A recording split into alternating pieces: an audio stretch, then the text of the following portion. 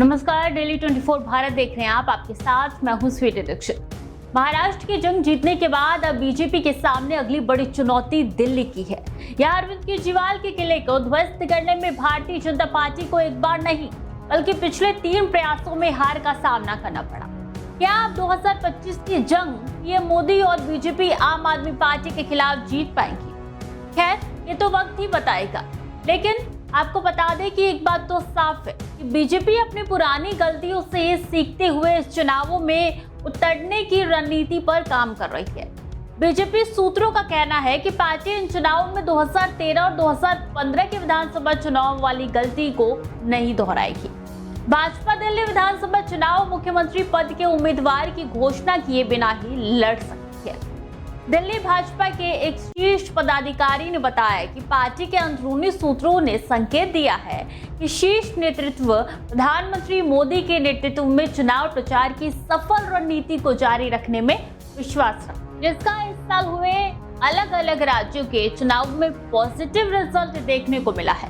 भाजपा ने पिछले 1 साल में हुए महाराष्ट्र, झारखंड, हरियाणा, तेलंगाना, राजस्थान, मध्य प्रदेश और छत्तीसगढ़ विधानसभा चुनावों में मुख्यमंत्री पद के उम्मीदवार की घोषणा नहीं की। इनमें से 5 राज्यों में उसे जीत मिली। बीजेपी के अंदरूनी सूत्रों ने बताया कि शीर्ष नेतृत्व द्वारा मुख्यमंत्री पद के उम्मीदवार की घोषणा किए बिना चुनाव लड़ने के पीछे कई कारण थे। भाजपा पदाधिकारी ने कहा कि ये दृष्टिकोण अन्य राज्यों में लागू की गई उनकी सफल रणनीति के अनुरूप है।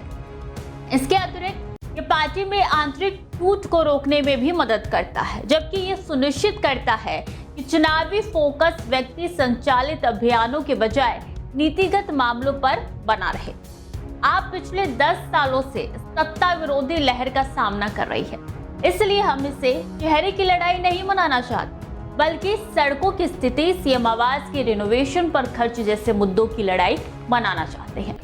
दिल्ली में मुख्यमंत्री पद का उम्मीदवार बनाने का भाजपा का पिछला प्रयास 2015 में था, जिसमें पूर्व आईपीएस अधिकारी किरण बेदी उनकी पसंद थी। हालांकि पार्टी का प्रदर्शन उल्लेखनीय रूप से खराब रहा और उसे केवल 3 सीटें मिली। और इससे पहले भाजपा ने हर्षवर्धन को अपना मुख्यमंत्री पद का उम्मीदवार बनाया और पार्टी 32 सीटों के साथ सबसे बड़ी पार्टी बनकर उभरी, लेकिन वो बहुमत हासिल करने से चूक गई। 28 सीटें हासिल करने वाली आप ने कांग्रेस के समर्थन से सरकार बनाई, जिसके 8 विधायक। हालांकि ये सरकार केवल 49 दिनों तक सत्ता में रही।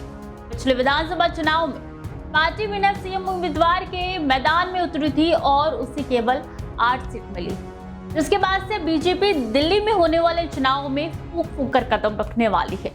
और रणनीति क्या रहेगी, ये लगातार हम आप तक पहुंचाते रहेंगे। तो खबरें निरंतर जारी है, देखते रहिए डेली 24 भारत।